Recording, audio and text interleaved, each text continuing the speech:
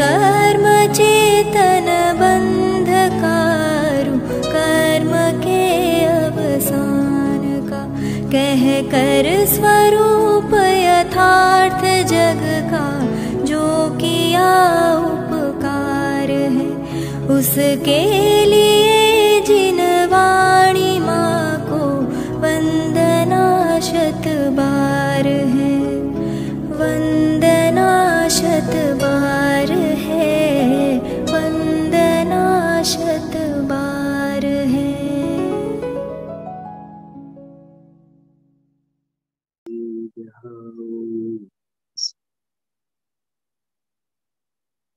नमो अरहंताणं नमो सिद्धाणं नमो आयर्याणं नमो वज्रायाणं नमो सवसावं।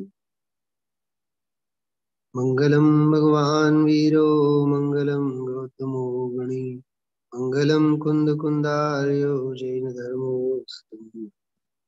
सर्वमंगल मांगल्यम सर्वकल्याणकारकं प्रधानम सर्वधर्माणां जैनं जय पुष्पस्तु, जैनं जय पुष्पस्तु।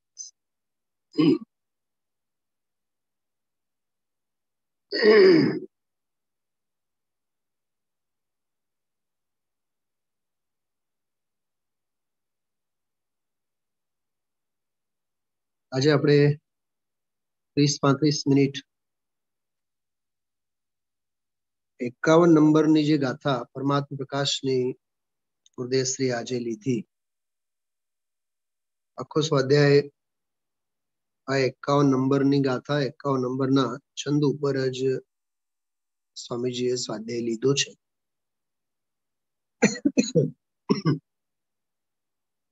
એના ઉપર જ આપણે થોડોક અભ્યાસ કરીએ. પૂજ્ય ગુરુદેવશ્રીના મૂળ પ્રવચનને તો વિષય બિંદુવાર કે કોઈ પણ પ્રકારે એને હાઇલાઇટ કરવાનો આજે કોઈ અભિપ્રાય નથી.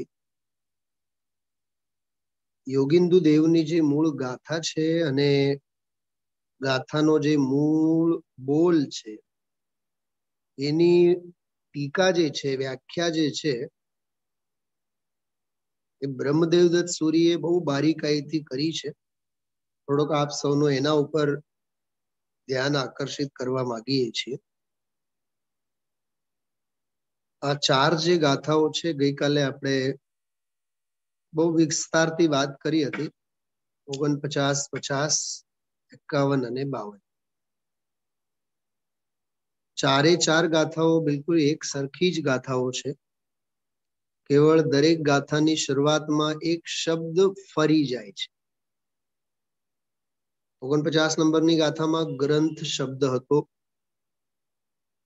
50 નંબરની ગાથામાં વિષય શબ્દ હતો, આ 51 નંબરની ગાથામાં દેહ શબ્દ છે, અને આવતીકાલે જે 52 નંબરની ગાથા ઉપર ગુરુદેવશ્રી સ્વાધ્યાય કરાવશે,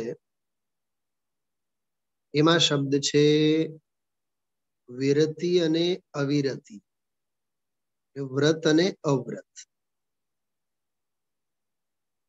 ગ્રંથ, વિષય, દેહ અને વ્રત અવ્રત.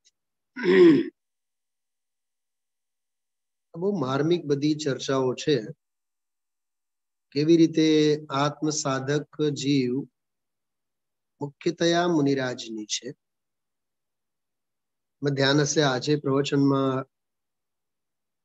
રામજીભાઈ જેવા કોક વડીલે કીધું, મહામુનિ એમ કેમ લખ્યું છે?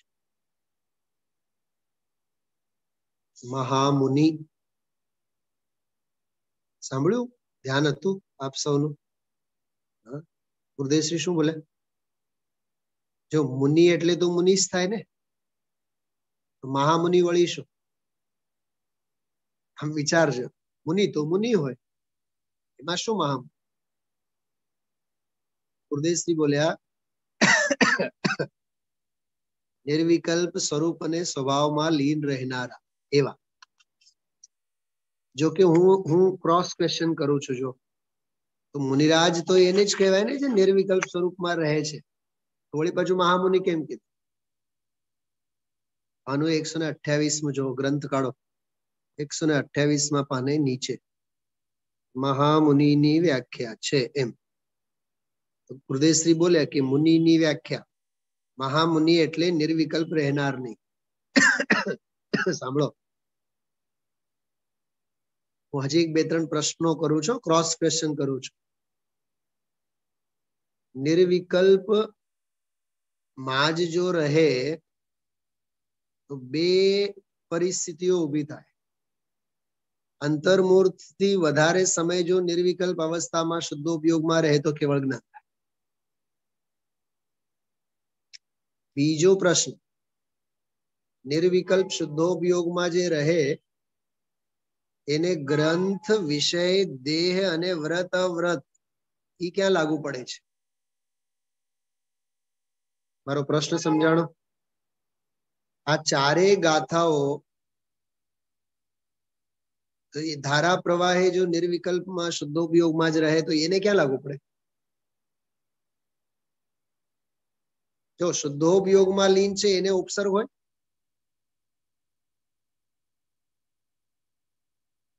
એ શુદ્ધોપયોગમાં જ લીન છે ને, પરિસર અને ઉપસર્ગ એને ક્યાં લાગુ પડે? સમોશરણ કોનું હોય? તીર્થંકરોનું હોય ને? નહીં, જડનું હોય. હજી સાંભળો, સમોશરણ કોનું હોય ઈ નહીં પૂછો, સમોશરણ કોને માટે હોય ઈ પૂછો. કોને માટે હોય? આપણા માટે હોય. તીર્થંકર માટે સમોશરણ ન હોય. હા, અને હીરા માણિક મોતીના ભસમથી તો બનેલું હોય છે, દૈવી હોય ને, દૈવી. હા, ખ્યાલમાં આવ્યું? તો સમોશરણ તીર્થંકરનું ન હોય, તીર્થંકરનું હોય તો બહુ ઉપચારથી કહેવાય. તીર્થંકરને પૂછો ને તમારું સમોશરણ બહુ સરસ છે, શું કહેશે? ઈ એમ કહેશે તમે લોકો તો બધા ભવ્ય જેવો રાડો પાડીને કહો છો, ચક્રવર્તી કી સંપદા ઇન્દ્ર સરી કે ભોગ. હા, આવું તો જ્ઞાનીઓના ખૂબ ગીત ગાઓ છો. સમોશરણ અમારું ક્યાં છે? અમારું નથી અને તમારું નથી, પણ તમારે માટે છે એટલી વાત પાકી છે, એમ તીર્થંકર કહેશે. પ્રવચન સારમાં એક ગાથા છે, પુણ્ય ફલા અરહંતા. પુણ્ય ફલા અરહંતા, પુણ્યનો ફળ એ અરહંત પદ છે. પણ ત્યાં સમોશરણાદિ બાહ્ય વૈભવની મુખ્યતા એ છે. અરહંત પદનું પુણ્ય કરવાથી ન મળે. અરે ગુણસ્થાનોના આરોહણ જ શુદ્ધિના બળે થાય. શુદ્ધિની વૃદ્ધિ થવી એનું નામ જ ગુણસ્થાનોનો આરોહણ છે. કોઈ ક્રિયા કરવાથી, કોઈ શુભ ભાવ કરવાથી વિકાસ નહીં થાય. આપણા સાહેબ કહે છે ને, મોદી સાહેબ, સૌનો સાથ સૌનો વિકાસ. સૌનો સાથ હોય તો વિકાસ થાય જ નહીં 3 કાળમાં. અધ્યાત્મની અપેક્ષાએ વાત કરું છું. સૌનો વિયોગ જ્યારે થાય ત્યારે અહીંયા વિકાસ થાય. સૌનો સાથ સૌનો વિકાસ નહીં, સૌનો વિયોગ. સર્વ સંબંધનું બંધન તીક્ષણ છેદીને. આપણા જૈન દર્શનનો વિકાસનો સૂત્ર આ છે. ત્યાં કોલેજમાં મારો એક મિત્ર છે, એ ઓલા છે ને ફળદુ સાહેબ નથી, ઓલા બીજેપી માં છે, શું નામ એનું, નામ યાદ નથી મને. ઓલા કૃષિ મંત્રી છે, કોણ છે? આપણે ગાંધીનગર. તો એનો સગો સાળો થાય, એ અમારે ત્યાં છે સાથે. તો અમે એનું નામ જ પાડ્યું છે વિકાસ પુરુષ. સૌનો સાથ સૌનો વિકાસ, તો એનું નામ જ મેં તો એને વિકાસના નામે જ બોલાવું. તો હું જયારે કહું કે કેમ છે વિકાસ, એ કે વિકાસ રૂંધાઈ ગયું છે, એમ જ વિકાસ રૂંધાઈ ગયું છે. હા, મને બતાવો વિકાસ કોને કહેવાય? આજે જો ધ્યાનથી સાંભળો, દયાની વ્યાખ્યા સાંભળી આજે? હા, દયા કેટલી અદ્ભુત વ્યાખ્યા હા સંસ્કૃતમાં એમાં લખેલ છે, ગુરુદેવશ્રીએ વાંચીને સંભળાયું. તો મહામુનિ એમ કીધું ને, સાંભળો હવે, આમાં ક્યાંય લખેલ નથી, હું વાત કરું છું. મહામુનિ ગણધરને કહેવામાં આવે છે, આમાં નથી, એટલે શોધતા નહીં આમાં. મહામુનિનો જે વિશેષણ છે, જો સાધુ પરમેષ્ઠી મુનિ છે, ઉપાધ્યાય પરમેષ્ઠી મુનિ છે, આચાર્ય પરમેષ્ઠી પણ મુનિ છે, અને ત્રણેયના સંઘને ચલાવનારા જે પ્રમુખ ગણધર કહેવાય. ગણધર, ગણધરોને ગણધર કેમ કહેવામાં આવે છે? ધવલામાં આનો જવાબ છે, બહુ સરસ.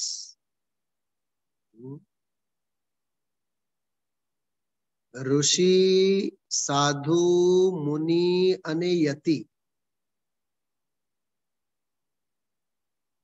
શું કીધું? ઋષિ, મુનિ, સાધુ અને યતિ. આ ચાર પ્રકારના સાધકોનો જે સમૂહ છે એને ગણ કહેવામાં આવે છે. શ્રાવક, શ્રાવિકા, મુનિ અને અર્જિકા, આ ચારને પણ સંઘ કહેવામાં આવે છે.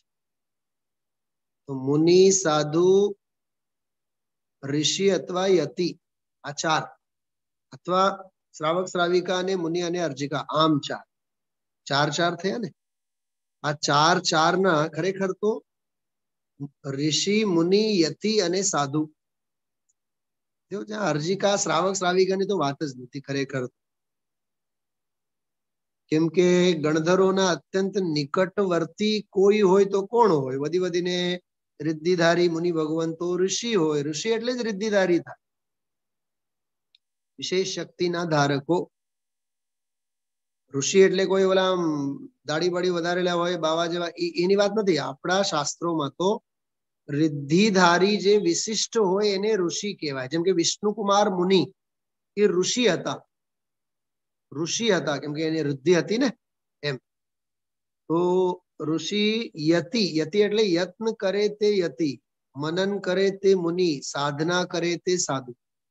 આ ચાર સંઘના જે નાયક હોય એને ગણધર કહેવામાં આવે છે. એ ચાર પ્રકારના મુનિરાજોનું સંઘ એને ગણ કહેવાય. અને ગણને ધરનારા એટલે એના સ્વામી એને ગણધર કહેવામાં આવે છે. આ બધું ધવલામાં આવે, બધું બહુ જોરદાર વાત ઈ ચાલે છે. આપણે અહીંયા આવ્યું ને મહામુનિ, તો ગણધરોને મહામુનિ કહેવામાં આવે છે. ઘણી જગ્યાએ શાસ્ત્રોમાં જ્યાં જ્યાં સવિશેષ મુનિ દશાનો મહિમા આવે એમાં સર્વોત્કૃષ્ટ અર્થમાં ગણધર ભગવંતોને જ લેવું. ઘણા શાસ્ત્રોમાં, એટલે જેમ કે રતગણ સાવકાચારની વાત કરું, ઘણી જગ્યાએ ગણધરોએ આમ કીધું છે. એવી રીતે કુંદ આચાર્ય પોતે પણ કહેતા હોય, જેમ કે અષ્ટપાહુડમાં છે, ગણધરોએ આવું કહ્યું છે. ખરેખર તો ગણધરને શ્રુતકેવલી પણ કહેવામાં આવે. શ્રુતકેવલી એટલે કેવલી નહીં, દ્વાદશાંગના પાઠી. ગણધર કોણ હોય? હા, ગણધર ને તો દ્વાદશાંગના ઈ પાઠી હોય ને, એટલે શ્રુતકેવલી એટલે ગણધર. ચલો આપણે વાત ચાલે છે આમાં. મહામુનિ એટલે ગણધર ભગવંતો. જો બહુ શાંતિથી સાંભળજો આ ગાથામાં. પેલા ગ્રંથમાં પાનું કાઢો, પાના નંબર જુઓ 125. હું ટીકા વાંચું છું, અન્વયાર્થ અને ટીકા બેઉ વાંચું છું આ गाथा ने। महामुनि मनुष्य आदि शरीर के ऊपर भी राग और द्वेष को नहीं करता। बीजो बोल चाले छे, आ त्रीजो बोल चाले छे। ग्रंथ वाळो बोल तो पूरो थयो, विषय नो बोल पूरो थयो। 50 नंबर नी गाथा में 49 आ बे गाथाओ पूरी थई। 51 गाथा में દેહનો બોલ ચાલે છે. परम मुनि, जो महामुनि एम शब्द छे एनो अर्थ मनुष्य आदि शरीर के ऊपर भी राग और द्वेष को नहीं करता, क्योंकि ग्रंथ प्रत्ये राग द्वेष नहीं करता.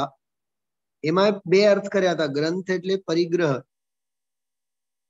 ने ग्रंथ एटले शास्त्र. हमणे गोष्ठी में बहुत सरस चर्चा आई थी महीना भर पहला. बहुत मार्मिक चर्चा थी के आचार्य कुंद देवे अध्यात्म द्वितीय श्रुत स्कंधनी रचना करी. अध्यात्म प्रणाली में शास्त्रों एमणे लख्या, बरोबर. पण आगम प्रणाली एटले प्रथम श्रुत स्कंद प्रत्ये एमने कई अणगमो हतो, द्वेष हतो एवुं नहीं. ख्याल में आव्युं?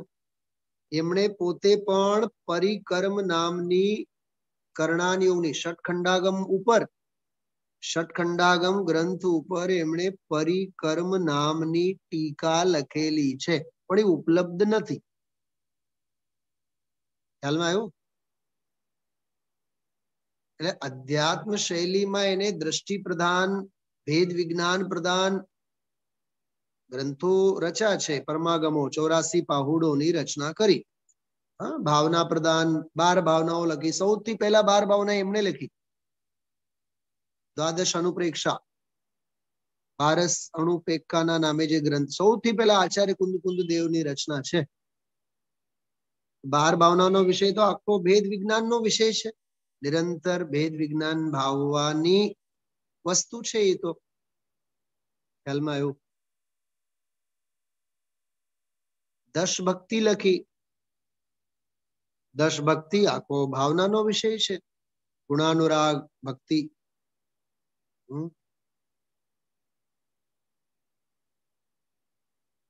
રયણસાર ગ્રંથ છે. રયણસાર આખું મુનિરાજનું ચરણાનુયોગનો વિષય છે. રત્નત્રય અંગેનો પ્રકરણ છે આખો. એટલે એમ સમજો ને મિની અષ્ટપાહુડ. મિની અષ્ટપાહુડની જ એક લઘુ વૃત્તિ રયણસાર. રત્નત્રયનો સાર શું છે એની બધી ચર્ચા છે એમાં. સમયસાર, પ્રવચનસાર વગેરે તો ખરા જ.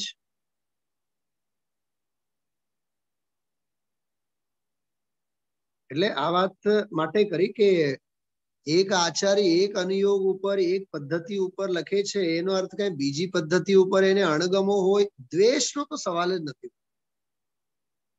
રોરમલજી સાહેબે બહુ સરસ લખ્યું છે કે અશુભોપયોગની તો સત્તા જ રહી નથી મુનિરાજને માટે. ખ્યાલમાં આવ્યો? અશુભોપયોગની તો સત્તા જ નથી. આર્ત ધ્યાન અશુભ ધ્યાન છે. સાંભળજો, આર્ત ધ્યાન અશુભ ધ્યાન છે. વધી વધીને 6ઠા ગુણસ્થાનમાં આર્ત ધ્યાન થાય, પણ એ આર્ત ધ્યાન ન કહેવાય, ધર્મ ધ્યાન પરક કહેવાય. રૌદ્ર ધ્યાન તો હોય જ નહીં. 6ઠે ગુણસ્થાને મુનિરાજ 7મે થી તો વાત જ નથી, શુદ્ધોપયોગની દશા છે, પણ 6ઠે ગુણસ્થાને પણ રૌદ્ર ધ્યાન ન હોય તો દેવગુરુ ધર્મના અવર્ણવાદ અવિનયના પ્રસંગમાં એને આર્ત ધ્યાન થાય. પણ એ અશુભ આર્ત ધ્યાન વાળી વાત નથી, બિલકુલ ધાર્મિક વિશુદ્ધ ધ્યાનની વાત છે. બરોબર? એટલે આચાર્ય કુંદ દેવે અધ્યાત્મ ઉપર લખ્યું છે એનો અર્થ એમ નહીં કે ભાઈ એને આગમ પ્રત્યે અણગમો હોય. જીનવાણીનો શબ્દે શબ્દ વીતરાગતાને માટે હોય ને. ખ્યાલમાં આવ્યું? ભલે ને સમયસારમાં એને બંધ અંગેની ઘણી બધી ચર્ચાઓ કરી. બંધ કર્મ બંધ રૂપી ધર્મ ધ્યાનના વિચાર શૃંખલાથી જેની દ્રષ્ટિ અંધ બની છે એમે લખ્યું. કર્મ બંધના ધર્મ ધ્યાનથી દ્રષ્ટિ જેની અંધ બનેલી છે એવું લખ્યું છે. એને મોક્ષ નહીં થાય એવું સ્પષ્ટ લખ્યું છે મોક્ષ અધિકારમાં. પણ એનો અર્થ એમ નથી કે ભાઈ કર્ણાનિયોગના વિષય પ્રત્યે એને અણગમો છે. કહેવાનો અર્થ એટલું છે કે ભાઈ તમે આગમને આગમની ચર્ચામાં ક્યાં સુધી રહેશો, અધ્યાત્મમાં આવો. એવી અપેક્ષાએ એમણે અધ્યાત્મ ઉપર લખ્યું છે. તો એ આમાં મહામુનિના અર્થમાં સહેજ વાત આવી એટલે કરી. महामुनि मनुष्य आदि शरीर के ऊपर भी राग और द्वेष को नहीं करता. जड़ સાથે શું લેવું દેવું? હા, દેહ સાથે શા માટે રાગ અને શા માટે દ્વેષ? બરાબર. હવે આગળ જો, अर्थात शुभ शरीर से राग नहीं करता, अशुभ शरीर से द्वेष नहीं करता. वળી પાછા શરીર બે પ્રકારના હોય. પ્રશ્ન તો ઉભો થવો જોઈએ ને. હા, જો સાંભળો, અરહંત ભગવાનને પરમ ઔદારિક દેહ ક્યારે થાય ખબર? જન્મથી ન હોય પરમ ઔદારિક દેહ. વીતરાગી બન્યા બાદ પરમ ઔદારિક દેહ થાય. આ તો એવું થયું, સોના ચાંદીના ઘરેણા પહેરવાના આભરકા બધા મરી જાય પછી ઘરમાં સોનાના ઢગલા થાય. ગજબનો નિયમ છે. વીતરાગતા વિના અનંત વીર નહીં પ્રગટે. વીતરાગતા વિના અનંત જ્ઞાન નહીં પ્રગટે.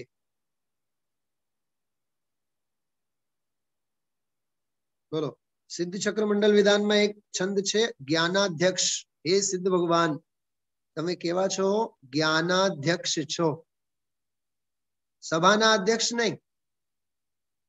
બોલ, રિબિન કાપવા માટેના અધ્યક્ષ નહીં. સેના અધ્યક્ષ છો? જ્ઞાનના અધ્યક્ષ એટલે પ્રત્યક્ષ. અધ્યક્ષ એટલે અધ્યક્ષ એટલે પ્રત્યક્ષ. એટલે લોકાલોકને તમે જ્ઞાનમાં પ્રત્યક્ષ જાણો છો. એટલે ખરા અધ્યક્ષ તો તમે જ. જ્ઞાનાધ્યક્ષ. સિદ્ધ ભગવાનને જ્ઞાનાધ્યક્ષ કીધું.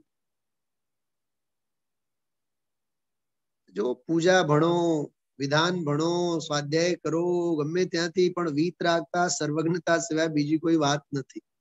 હા, શુભ શરીર સે, એ તો શુભ કહેવાય ને, પરમ ઔદારિક દેહ તો. હા, કોઈ જીવનો ઘાત નહીં થાય, સમૂર્છન જીવો હોય નહીં. સમૂર્છન જીવોના જન્મ મરણના ઠેકાણો નથી પરમ ઔદારિક શરીર. ઔદારિક કહે ને, આપણું જે શરીર છે,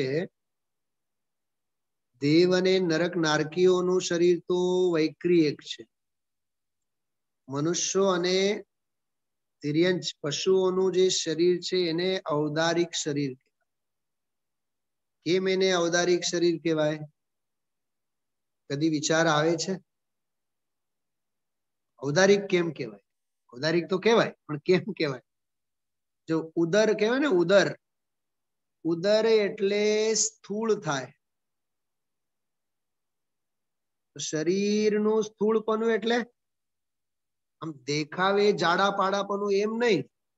શરીરે સ્થૂળપણું એટલે પ્રત્યેક સમયે અનંતા સમૂર્છન જીવોની ઉત્પત્તિ થાય અને એમનું મરણ થાય, એવો ઠેકાણો, એનું નામ ઔદારિક છે. સાંભળો છો બરાબર? હા, કરણાન યોગ છે. હા, બહુ અદભુત છે. હવે બોલો, એવા દેહ પ્રત્યે જીવ મહામુનિ કેમ રાગ કરે, કેમ દ્વેષ કરે? વિચારો. बराबर? तो शुभ शरीर से राग नहीं, अशुभ शरीर से द्वेष नहीं. जिसने निज स्वभाव को एम लेवानु देह से भिन्न जान लिया है. फरीथी कहूं छू, सांभळो. गई काले पण मैं आ वात करी हती. लखनारा पहला सांभळो. आत्माथी देह ने जुदा जाने छे एम नहीं. સ્વથી પરને જુદા જાણે છે એમ નહીં. પરથી સ્વને જુદા જાણે છે. એટલે સ્વને જાણે છે, આત્માને જાણે છે એ લેવાનું. શરીરને જાણે છે આત્માથી જુદો. મારે શરીર સાથે શું લેવું દેવું? આધ્યાત્મ આમ હોય. હા, ખ્યાલમાં આવ્યું? જો, જીવ જુદા, ઉદ્ગલ જુદા, यही तत्व को सार. बाकी कछु है सो याही को विस्तार। હવે જોજો ધ્યાનથી, જીવ જુદા પૂદગલ જુદા એમ નહીં, જીવ જુદા પૂદગલ જુદા.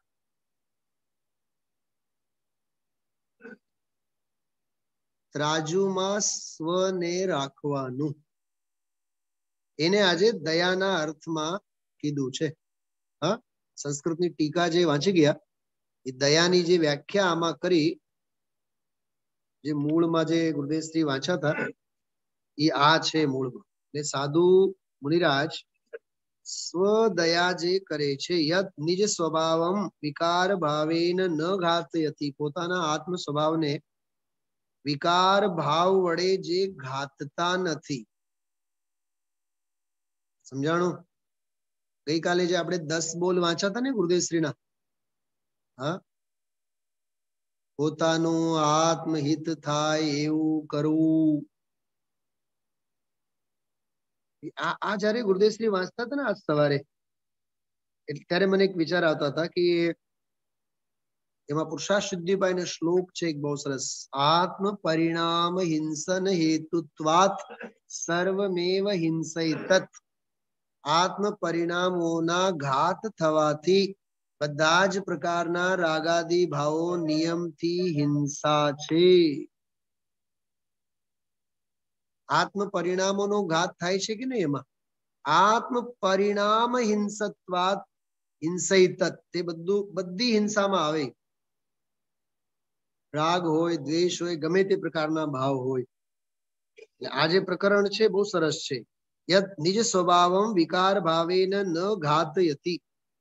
જો અહીંયા જો સંસ્કૃતમાં 130 નંબરના પાને નીચે, સાવ નીચે, યત નિજ સ્વ આત્માવલોકન, પંડિત દીપચંદજી કાસલીવાલ સાહેબ એને લખ્યું છે, યત નિજ સ્વભાવમ વિકાર ભાવેન ન ઘાતયતિ ન હિનસ્તિ નિજ સ્વભાવમ પાલયતિ તદેવ દયા. એનું નામ દયા છે. આ આત્માવલોકન પણ નાનકડો ગ્રંથ છે પણ બહુ જોરદાર છે. એક એક પ્રાકૃતના દોહાઓ છે બધા. આ તો એની સંસ્કૃતની છાયા ગુરુદેવશ્રી વાંચ્યા છે. પ્રાકૃતમાં લખેલ છે એ ગ્રંથ 350-400 વર્ષ પહેલાની વાત છે. પંડિત દીપચંદજી કાસલીવાલ, ભાવ દીપિકા ચિદવિલાસ જેમણે લખ્યું એમની રચના છે.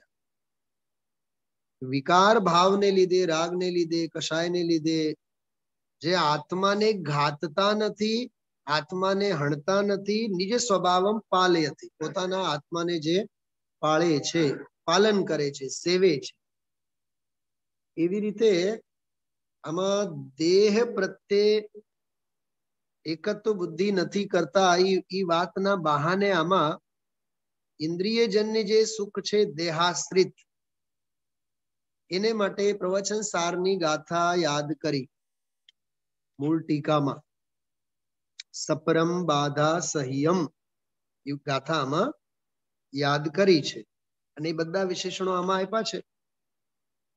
સપરમ એટલે પરાધીન છે, પર સહિત, પરના સંબંધ વાળું છે. બાધા સહિત છે, બાધા સહિતમ, વિચ્છિન્ન છે એટલે નાશ પામનારું છે.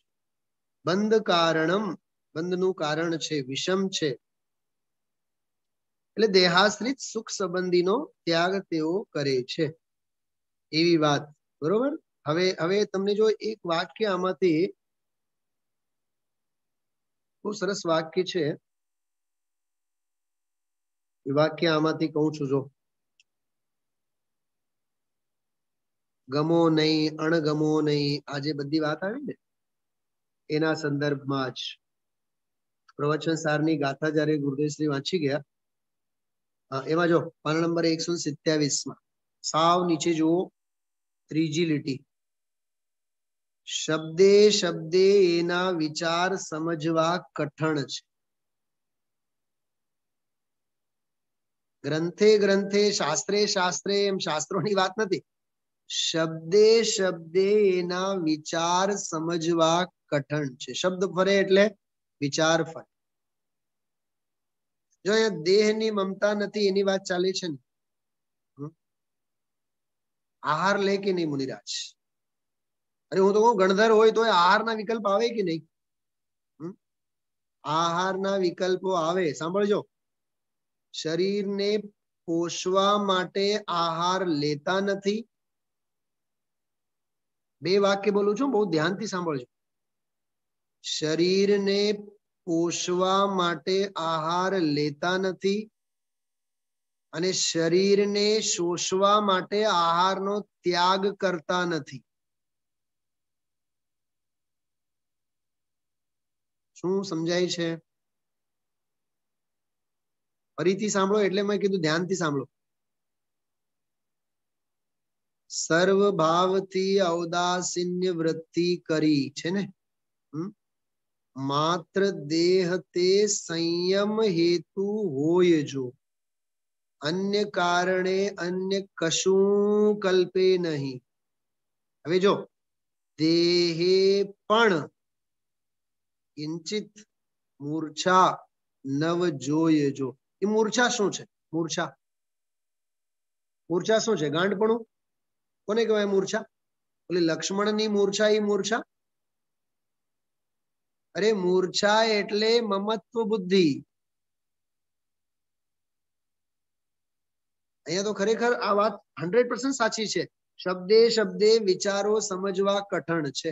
મૂર્છા કોને કહેવાય? મૂર્છા તત્વા સૂત્રમાં તો ઉમા સ્વામી દેવે લખ્યું છે મૂર્છા પરિગ્રહ. 5 પાપોમાં 5મો પાપ કયો છે? પરિગ્રહ છે કે નહીં? તો પરિગ્રહ પાપ કોને કહેવાય? મૂર્છા. મમત્વ બુદ્ધિને પરિગ્રહ પાપ કહેવાય. સંયોગોનો નામ પરિગ્રહ નથી. સંયોગો તો ઢગલાબંધ છે. શાંતિ કુંતુ આર્યનાથ ભગવાનની સામે. એની પાસે તો ચક્રવર્તી છે, કામદેવ છે. કામદેવમાં જો વજ્રનો દેહ છે, એના જેવો કોઈ સુંદર નથી. ત્રિલોક લલામ કહેવાય. ત્રિલોક લલામ. જેમ લલાટે આ કંકુ વગેરે કરે ને, ચાંદલા કરે, એમ ત્રિલોક પૂજ્ય લલામ ભૂત ભક્તામર સ્તોત્રમાં લખ્યું છે.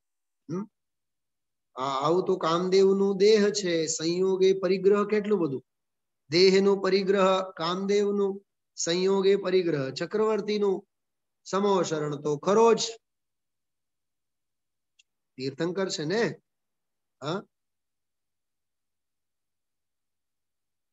વિચારજો કેવી રીતે વીતરાગતાને સંભાળતા હશે. છે ને પરાકાષ્ઠા. વીતરાગતાની પરાકાષ્ઠા, સર્વજ્ઞતાની પરાકાષ્ઠા. સંયોગે કેટલું બધું છે. શું નથી વિચારો ને. 6 ખંડ, ભરત ક્ષેત્ર, તીર્થંકરની ગાદી. તીર્થંકર છે ને. બધું હોવા છતાં પણ બધેથી વિરક્ત છે. અબદ્ધ સ્પષ્ટ અનન્ય અવિશેષ સમજવું હોય તો તીર્થંકરને જુઓ. એમાંય શાંતિ કુંતુ અને હરનાથ. કેવળ ઓલા કમલિનીનું પત્રને જોવાથી કઈ નહીં થાય. શું સમજાણું?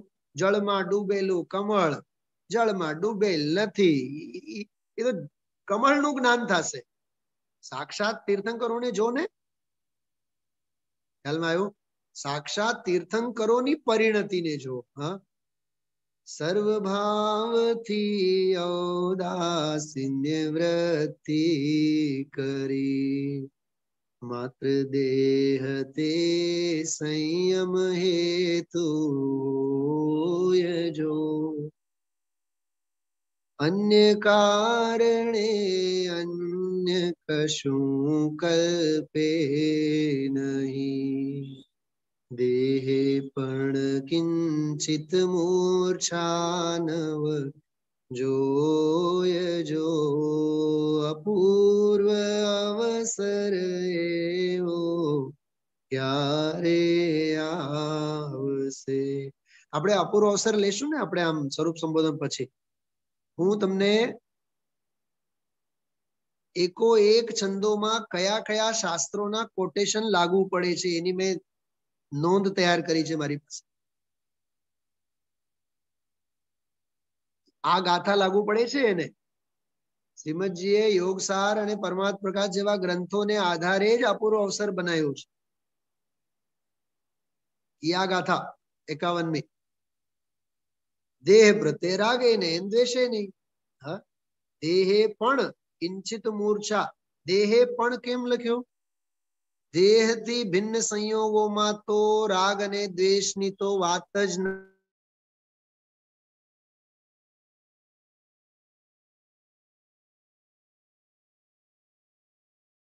આ જે દેહ છે એ દેહ પ્રત્યે પણ ક્યારે આવે? પણ સમજાય છે?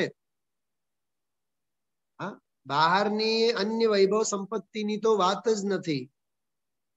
અચ્છા, દેહમાં મમતા ન કરતા હોય, પીંછીમાં તો કરતા હોય ને, કમંડળમાં તો કરતા હોય.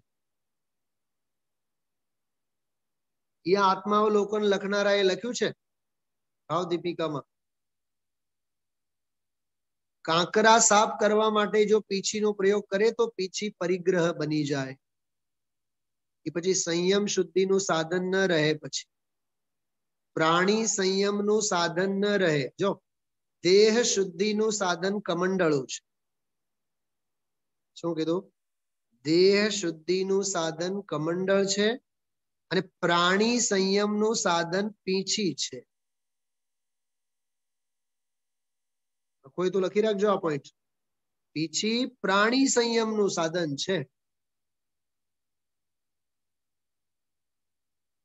પ્રાણી સંયમાર્થે જો પીંછીનો પ્રયોગ ન કરે ને સામાયિક માટે બેસવું અને વિવિક્ત શય્યાસન માટે કાંકરા ન ખૂંચે એવી જગ્યાએ આપણે પછી થોડુંક નિદ્રા લેવાની અને સામાયિક કરવાની એમ કરે, એવા અભિપ્રાય જો પીંછીનો પ્રયોગ કરે તો એ પરિગ્રહ બની જાય છે. બોલો.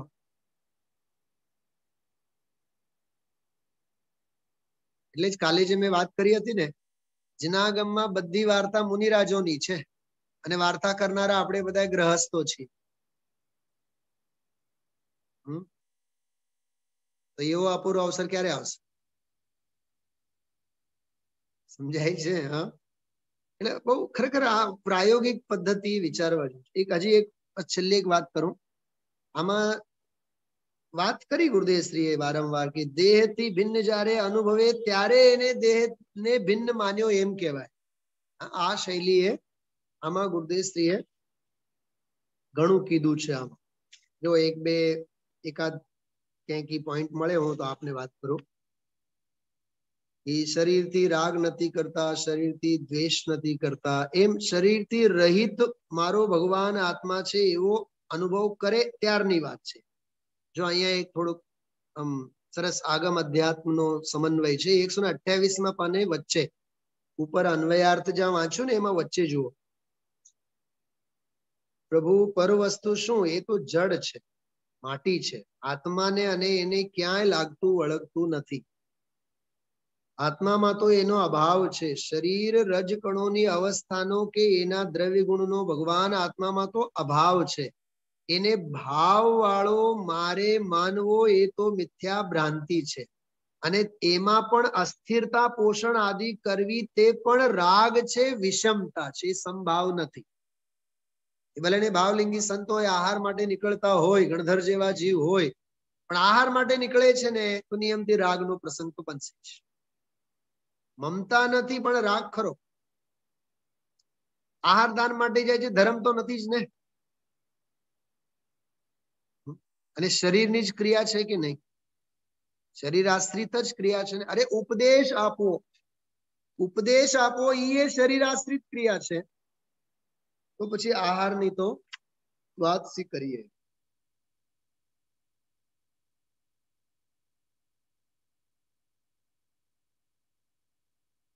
તો 130 નંબરના પાને નીચે બહુ સરસ એક અંશ છે. એમાં એનો ઘણો સમભાવ વિષમભાવ એનો સ્પષ્ટીકરણ છે. શરીર પ્રત્યે પણ મુનિને વિકલ્પ જ નથી. જો ભાષા જો, શરીર પ્રત્યે પણ મુનિને વિકલ્પ જ નથી એમ કહીને સમભાવ તે જ મુક્તિનું કારણ છે એમ કહેવું છે. નીચલી દશામાં સમભાવ અલ્પ છે, એટલે ચોથામાં પાંચમામાં અલ્પ છે. સાથે વિકલ્પ ઉઠે છે તે વિષમ ભાવ છે. જો એક વાત કહું છું સાંભળો. સમભાવ જેને હોય છે તે સમભાવમાં જ્યારે રહેતા નથી ત્યારે એને જ વિષમ ભાવ હોય છે. અજ્ઞાની મિથ્યા દૃષ્ટિ તો મહાવિષમ માઉન્ટ એવરેસ્ટ ઉપર બેઠો છે. એને સમ શું અને વિષમ શું? વિષમ ભાવ એટલે વ્યવહાર, વિષમ ભાવ એટલે સવિકલ્પ દશા, સમભાવ એટલે નિર્વિકલ્પ દશા. વીતરાગ ભાવ જ મુક્તિનું કારણ છે. સમ્યક દર્શન, જ્ઞાન, ચારિત્ર ત્રણ વીતરાગ ભાવ છે, પણ એની પૂર્ણતા ન થાય ત્યારે જે વિકલ્પ હોય એ બધો વિષમ ભાવ. જો કેટલો ખુલાસો છે. વિષમ કહો કે રાગ દ્વેષ કહો, તો સાંભળજો. આચાર્ય કુંદ કુંદ સમયસાર લખે છે. થોડુંક ઇમેજિન કરો. આચાર્ય કુંદ કુંદ દેવ વિદેશ ક્ષેત્રમાંથી આવ્યા અને સમયસાર લખે છે. રાગ દ્વેષ કરે છે કે વીતરાગતા કરે છે? આ બે માંથી જવાબ આપો. વીતરાગતા કરતા હોત તો સ્વરૂપમાં ડૂબ્યા હોત. પરલક્ષી ક્રિયા ચાલે છે ને. અરે વિદેશ ક્ષેત્ર જાય છે ત્યારે શું વીતરાગતામાં છે કે રાગમાં છે? બોલો. આ જે આગમ છે, આ ઠોસ આગમ, આ પદ્ધતિ આપણે વિચારવાનું. ધર્મનો કાંટો છે આ. હા, સમય સારમાં જે વીતરાગતાની વાત કરશે એ રાગ ભાવ વિના શક્ય નથી. એટલે જ પરમાત્મા પ્રકાશમાં એ વાત કરી છે. નથી કોઈને ભણાવતા, નથી કોઈથી ભણતા. નિર્વિકલ્પ શુદ્ધોપયોગની દશા હોય તો ભણવા અને ભણાવવા અંગેના વિકલ્પોની વાત જ ક્યાં છે? બેનશ્રીનું વચનામૃતમાં એમાં એક બહુ સરસ બોલ છે કે ભેદ જ્ઞાન થયા બાદ, સ્વરૂપની દૃષ્ટિ થયા બાદ શાસ્ત્ર વાંચવાની અટક રહેતી નથી. અટક રહેતી નથી એટલે એનો આગ્રહ હટાગ્રહ હોય ને કે હું શાસ્ત્ર વાંચું જ, શાસ્ત્ર લખું જ, એવું નથી હોતું. એ હાલમાં આવ્યું. કાલ રાત્રે જે મેં ઓલા નથી સ્વાધ્યાયની વાત કરી હતી, સમંતભદ્ર આચાર્યની વાત નહોતી કરી? સમંતભદ્ર મુનિરાજની વાત. હા, એક બે જણા નથી લાગતા રાત્રે નહોતા સ્વાધ્યાયમાં? જે સાંભળો. મૂળ બિદ્રી છે ને, મૂળ બિદ્રી બેંગ્લોર પાસે. બેન જોશનાબેન સાંભળો, સાંભળવા જેવી વાત છે. નહીં, મૂળ બિદ્રીની વાત નથી કરવી મારે સમંતભદ્ર આચાર્યની વાત કરવી છે. એ મૂળ બિદ્રી ભાઈ હિમાંશુભાઈ સાંભળજો, બહુ સરસ વાત છે કે ત્યાં સ્ફટિકના અનેક સેંકડો ભગવાનો છે, પ્રતિમાઓ છે. તો સમંતભદ્ર આચાર્ય વિહાર કરતા કરતા કરતા કરતા મૂળ બિદ્રીના એ મંદિરમાં ગયા દર્શન કરવા. તો પૂજારીએ ત્યાં જે પણ હશે સેવા કરનારા, એને કીધું કે અત્યારે મંદિર બંધ છે, તમે સાંજે. મુનિરાજ તો શું છે, વિહાર કરતા કરતા આવ્યા, ગયા એ ગયા.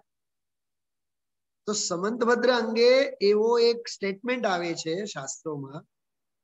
સમંતભદ્ર કહે, એટલે સમંતભદ્ર આચાર્ય મુનિરાજ એમ કહે, તમે ભગવાનના દર્શન માટે મંદિર નહીં ખોલવાની કોને માટે ના પાડો છો?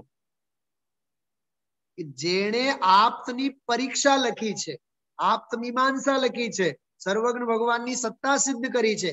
મારે કઈ ભગવાનના દર્શન નથી કરવા. જાઓ, સર્વજ્ઞ ભગવાન મારા હૃદયમાં છે. જો આ બહુ જોરદાર હતા સમંતભદ્ર આચાર્ય. એટલે વાદાર્થી વિચર્યામ્યહમ રાજન શાર્દૂલ વિક્રીડિતમ. હે રાજા, તમારામાં દમ હોય તો આવો, આપણે બંને લડીએ, વાદ વિવાદ કરીએ. શાર્દૂલ વિક્રીડિતમ એમ બોલતા બહુ શૂરવીર, જબરદસ્ત વાગ્મી વિદ્વાન હતા સમંતભદ્ર આચાર્ય. અને આને બીજી વાત મેં રાત્રે પણ કીધું હતું, એને ક્યાં કમ્પલસરી છે ભગવાનના દર્શન કરવા? પોતે 5 પરમેશ્વરીઓમાં નથી? નમો લોએ સૌ સાહુણમાં છે ને પોતે. હા, એ તો ભગવાનના દર્શન તો અનિવાર્ય શ્રાવકને માટે છે, એમને તો આવશ્યક છે. અનિવાર્ય એટલે કમ્પલસરી, આવશ્યક એટલે ઓપ્શનલ. ઓપ્શનલ સબ્જેક્ટ છે એમના માટે. હા, ખ્યાલમાં આવ્યું? એટલે આમ જ્યાં જ્યાં જે યોગ્ય છે ત્યાં સમજવું. તે વિષમ કહો કે રાગ દ્વેષ કહો, સમતા કહો કે રાગ દ્વેષ વિનાનો ભાવ કહો, મનુષ્યાદિ ઉપર કહ્યું છે ને પોતાનું શરીર અને બીજાનું પણ શરીર, એમ પોતાના શરીર ઉપર જેને મમતા છે એને બીજાના શરીર ઉપર પણ મમતા છે. આ પણ એક બહુ સરસ વિષય છે. પોતાના શરીર ઉપર જેને મમતા છે એને બીજાના શરીર ઉપર પણ મમતા છે. એનું શરીર છે એનું છે એમ માને છે, પોતાનું જેમ માને એમ એનું શરીર છે એમ માને. આને આમ તમે જુઓ, શરીર કોનો? પરમાણુનું છે. એટલે આખું આ જે પ્રકરણ છે એ આખી પ્રયોગ પદ્ધતિમાં દેહથી ભિન્ન આત્માને સમજીને દેહાતીત જે વર્તે છે એને દેહ પ્રત્યે મમતા નથી, રાગ નથી, દ્વેષ નથી. એવા જીવને માટે જ આ વ્યાખ્યાન શોભે છે. ભાવાર્થમાં જોજો તમે, અન્યને માટે નહીં. દેહાતીત જેની પરિણતિ વર્તે છે એને માટેની આ વાત છે. બહુ માર્મિક છે. 3 ગાથાઓ પૂરી થઈ છે, બરાબર. 4થી ગાથા જે છે કાલે આવશે, એમાં જોજો વિશેષ. હા, મળીએ.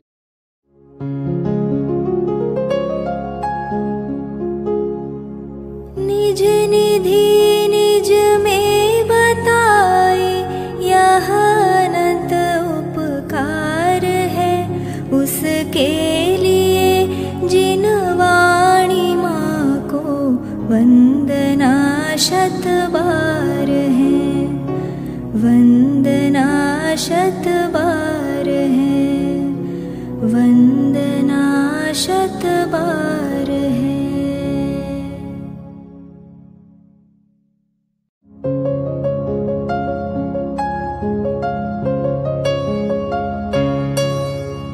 हे जिन वाणी भारती तो ही जपो दिन रैन, जो तेरी शरणा गहे सो पावे सुख चैन। जा वाणी के ज्ञान ते सूझे लोकालोक, सो वाणी मस्तक नवो सदा देत हो ढोक, सदा देत हो ढोक।